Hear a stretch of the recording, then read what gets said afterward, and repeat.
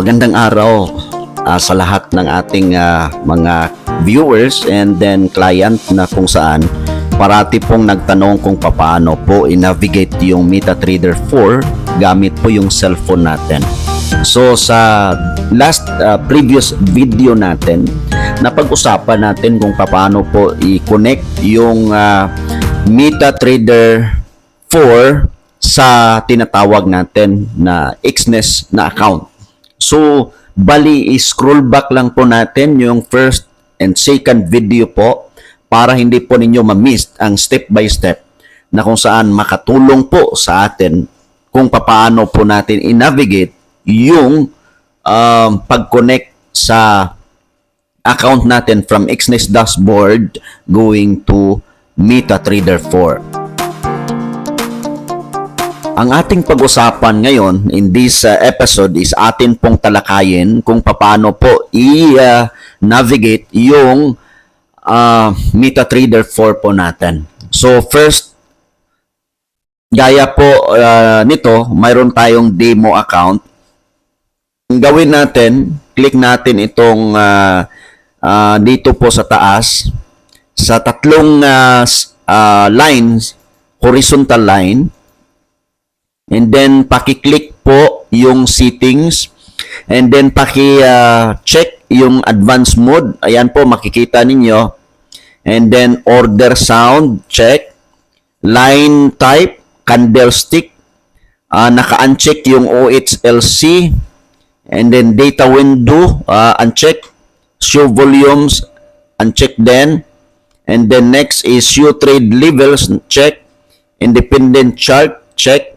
And then show period separator uncheck, ask price line check. Yun. Next natin gawin is dito tayo sa colors. Click natin itong color. Yan, customize color scheme. So click natin and then pakipalo po foreground itong mga kulay na to. So you can screenshot this one, yung mga kulay na to, and then follow na lang po sa inyo sa volume, bid price line, ask price line, last price line. Ito po yung mga kulay niya, no? So pakipalo po lahat-lahat na, and then if you are done changing your colors sa scheme, click done. Yun. And then, i-click natin uli itong icon na to. Yan, oh. And then, dyan tayo. And then, dito po, sa first dot, makikita po ninyo, lahat ng tinatawag natin na currency na pwede natin i-trade, andito na po lahat. So, i-click natin itong icon na to, and then delete. And then lahat i-delete muna natin para i-add natin yung ating gustong kumbaga i-add na currency. So dito po tayo, i-type natin diyan is Euro USD.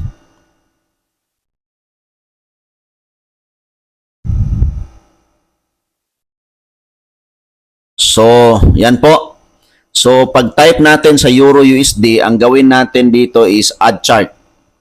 Click natin, ayun. And then, pangalawa, i-type natin itong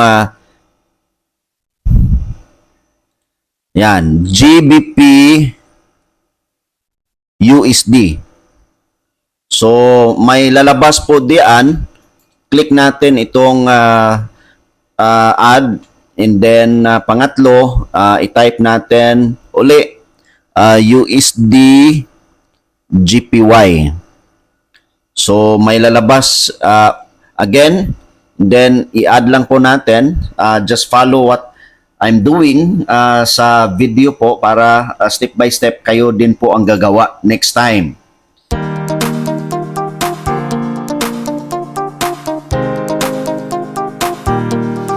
Yan, ito na po. Bali, dapat itong apat na to, makikita po ninyo sa inyo pong dashboard. The first one is si Si Gold, second si Euro USD, pangatlo po si GBP USD and USD GPY. So dito po tayo mag-analyze gamit po yung mga currency na to. Bali ito po yung apat na to, dito tayo mag-trade muna. Actually, marami po sila rito so far. Kung i-type natin lahat-lahat, almost 100 plus na mga currency ang pwede natin i-trade. I-add natin example si yan, BTC USD.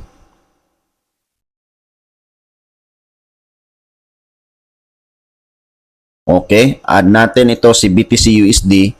Kasi si BTC USD po ay may movement kahit Sabado at sa Linggo. So pwede po ninyo pwede po kayong maka-trade sa kay BTC USD kahit weekend.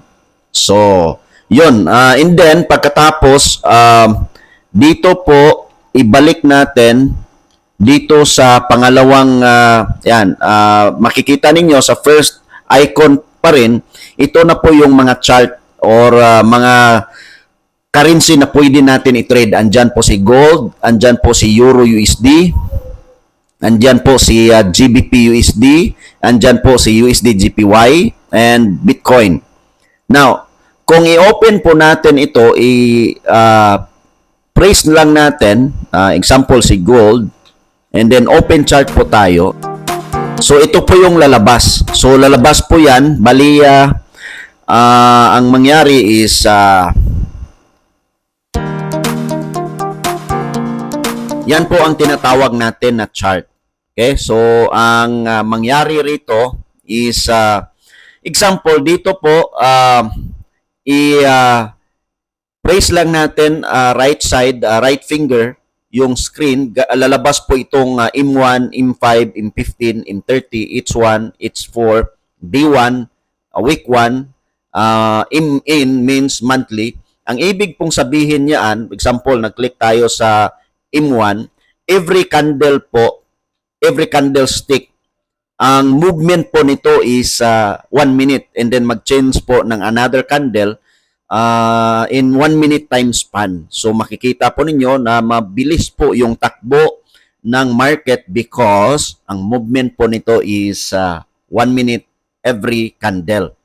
Now, kung i-change natin ito M5, same explanation again, every candle equivalent to 5 minutes, mag-change uli ng another candle.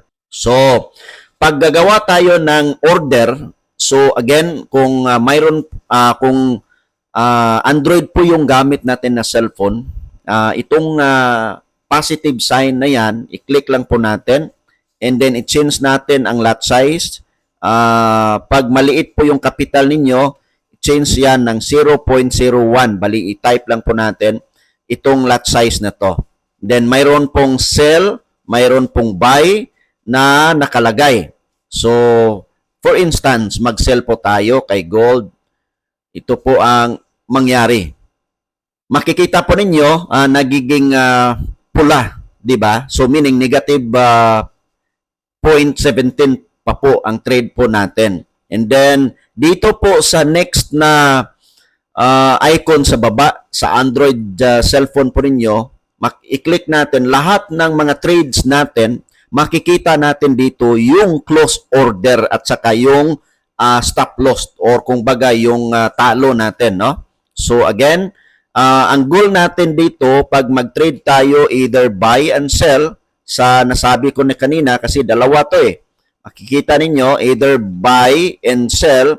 Dapat po ang purpose po natin dito is itong capital na to na 200 USD lalago po, meaning mag-increase. Paano po ba natin ito i-close? Ang gawin natin, just long press that one, and then mayroon pong nakalagay close order, modify order, and then so on and so forth. So bali kung mag-positive po ito, depende po sa strategy po ninyo. Pag mag-blow po yan, meaning profit na po in dollars. Okay? So pwede po ninyo i-click ang close order. Dito po. And then lahat na mga close order po ninyo, again, makikita po ninyo dito sa next na tawag nito, icon. And then, ang pangalawa naman, yung pending order, dito po. So, mayroon pong i-click natin itong ito, yan. And then, dito po yan sa chart na itong pangatlo. Do not forget, dito po ang cursor po natin dapat. And then, click natin itong positive sign.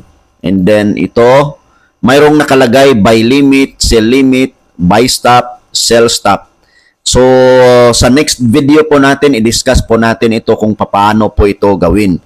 So, makikita po ninyo kung positive po, mag-blue po yan. Kung negative naman is mag-color red. Yan po. Then, i-try natin. Example, Pero hindi po ito ang strategy. Ang strategy po, next na episode po natin i-discuss. So, again, dito po, pag maglagay po kayo ng indicators, kung anong gusto po ninyo, i-click lang po natin itong F plus and then main chart. Hanapin lang po natin itong mga indicators na to. Okay? So, example, lagay tayo ng RSI, Relative Strength Index, 14, color black, and then done. So, balik tayo, arrow back. Ayan po, makikita ninyo, mayroon na po tayong indicators dito sa atin pong chart, RSI, Relative Strength Index.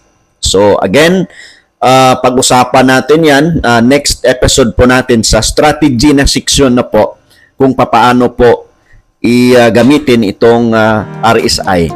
So yun po, marami pong salamat. This is Coach Sam, follow for more.